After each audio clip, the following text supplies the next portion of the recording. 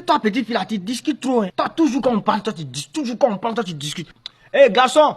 Garçon, venez, vous allez faire sortir ça là, ici, là. Hey, faites sortir ça dehors. Mettez ça dehors. Hey, mettez-la dehors et puis fermez la porte derrière elle. C'est quoi ça? C'est quoi ce comportement? Faites pas se reposer ce soir. C'est quoi ça? Va-t'en là. C'est comme ça que Amnon, il a appelé un de ses serviteurs. Ils ont fait sortir Tamar dehors et puis ils ont fermé la porte sur elle. La Bible dit qu'elle a commencé à pleurer parce qu'elle était déshonorée, elle était découragée, elle était détruite. Elle voyait que sa vie n'avait plus de sens. Elle avait une tunique de plusieurs couleurs, une tunique bigarrée que toutes les filles vierges du roi portaient. La Bible dit qu'elle a déchiré ça. Et puis elle a pris la cendre pour mettre sur elle. Et puis elle a commencé à pleurer comme si elle était en deuil. Elle a pleuré jusqu'à son frère direct l'a vue. Il est venu poser la question. Ma soeur, pourquoi tu pleures? Est-ce que tu as été avec ton demi-frère Amnon? Elle dit oui. Donc déjà, puisqu'elle n'a plus sa tunique bigarrée qui confirme qu'elle est encore vierge, Absalom a su déjà que quelque chose s'est passé. Quand Absalom a pris drap que son demi-frère a déshonoré lui sa soeur directe, la Bible dit, il n'a pas dit i, il n'a pas dit o. Il ne parla ni en bien ni en mal. Mais il a gardé ça en haine. C'est-à-dire que lui, il n'a pas parlé, il a avalé ça comme placali. Mais dans son ventre là, c'était de la haine bien formée. La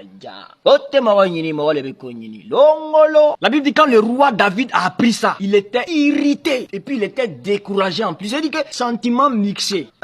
Après ça, 2 ans plus tard, on dit, c'est le sorcier qui oublie. Sinon, les parents de la victime n'oublient point. Amnon a oublié. Mais Absalom n'a pas oublié ce que son demi-frère a fait à sa sœur directe. La Bible dit qu'Absalom avait la tonte de ses brebis. C'est-à-dire qu'on devait tondre ses brebis. Il est parti voir son papa, le roi David, pour dire que, ah, papa, je vous invite, vous tous, toute ma famille, venez assister. Parce qu'il y a la fête, on va manger, on va boire, on va danser. Son papa dit, non, si nous tous on vient, ça sera trop de dépenses. Tu vas trop dépenser. C'est que faut savoir que même si on n'est pas là physiquement, on est avec toi dans le cœur, hein. Va faire. Absalom dit, papa aussi, c'est ça qui est dans ton affaire. Quand on veut te faire plaisir, le vieux, accepte. Je veux vous faire plaisir. Quand même, je suis ton fils. Je veux faire plaisir à mon père et à mes frères. Hein, le vieux. Quand même, bon, si tu n'as pas pouvoir venir quand même, permets à mon frère Amnon de nous rejoindre pour qu'on fasse la fête en famille ensemble. On va se réjouir quand même. Hein, le vieux. Allez, accepte.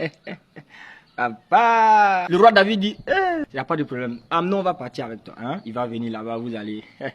Voilà. Avant que Amnon n'arrive à la cérémonie de Absalom, Absalom est parti rassembler ses serviteurs et puis il leur a dit que voilà. Quand tous mes frères vont venir là, Amnon, arrangez-vous à ce qu'il soit saoulé. C'est-à-dire que faites-le boire jusqu'à ce qu'il soit sous. Il n'a qu'un daïko même. Et puis va où le. C'est moi je dis. C'est moi je vous dis. Je porte le. Ça dit que je porte le fardeau de ça. C'est ma responsabilité. Tuez-le. Vous avez compris, non? Vous avez compris? Faites comme ça. Ayez du courage. Allez-y, je vous fais confiance. Il vous fait fiance, hein. Il vous fait fiance. Voilà. Le jour est arrivé. Amnon est parti. Tous les princes, tous les fils du roi se sont retrouvés là-bas. Ils sont venus sur les chevaux, joli. D'autres sont venus en Range Rover. D'autres sont venus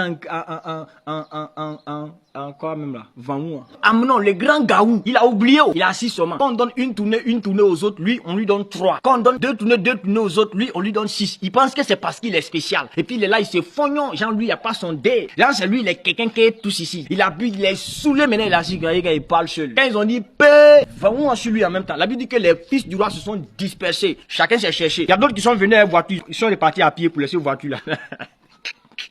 C'est mélangé dans le camp là. Il dit, c'est guinzin, ça court, ça saute, ça s'envole, ça rampe, ça c'est... Yeah.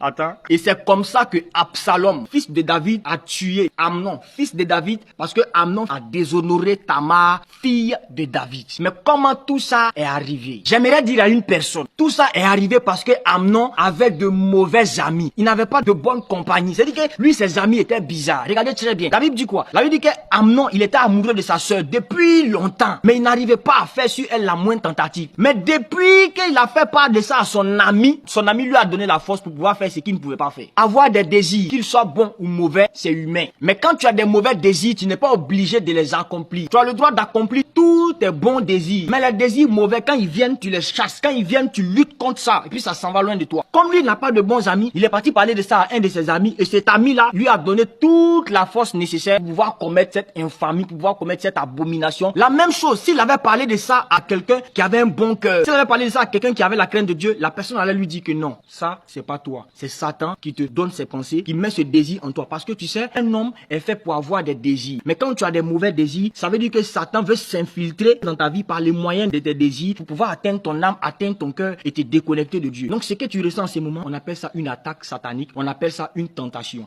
Je vais prier pour toi, on va prier ensemble, on va aller voir notre pasteur, on va aller voir le prophète, on va aller voir tel frère ou bien telle sœur en Christ, qu'ensemble nous puissions prier pour toi. Voici ce qu'une bonne personne lui aurait dit. Mais comme il n'a pas de bons amis, ses amis sont venus mettre de l'huile sur le petit feu qui était dans son cœur. Et puis ça a pris, c'est devenu incendie. C'est devenu incendie. Qui sont tes amis? Qui sont tes amis? Même Jésus-Christ, le grand Jésus-Christ, pour choisir ses 12 disciples, ses 12 amis, ses 12 compagnons, la Bible dit qu'il a passé toute une nuit à prier. Il avait veillé de prière, lui seul, au milieu des moustiques, dans la fraîcheur, pour pouvoir choisir ses amis. Mais toi, tu te lèves, tu t'en vas au marché. Quelqu'un te dit, hey, tu es bien habillé, hein? La personne devient ton ami. Une semaine plus tard, la personne a les doubles de tes clés.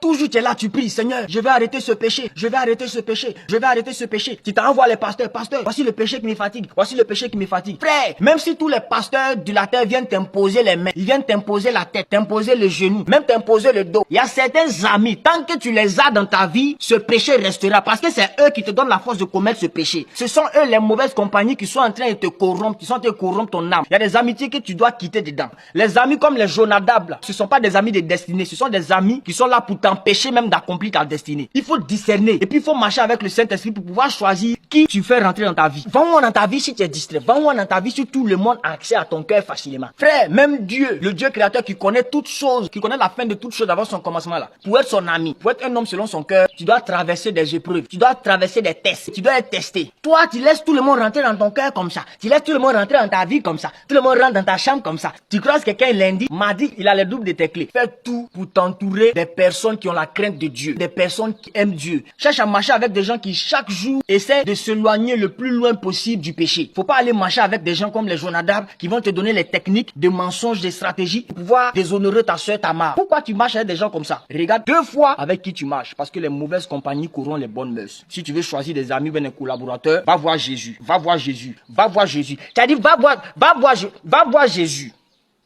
Oui, mais va voir Jésus.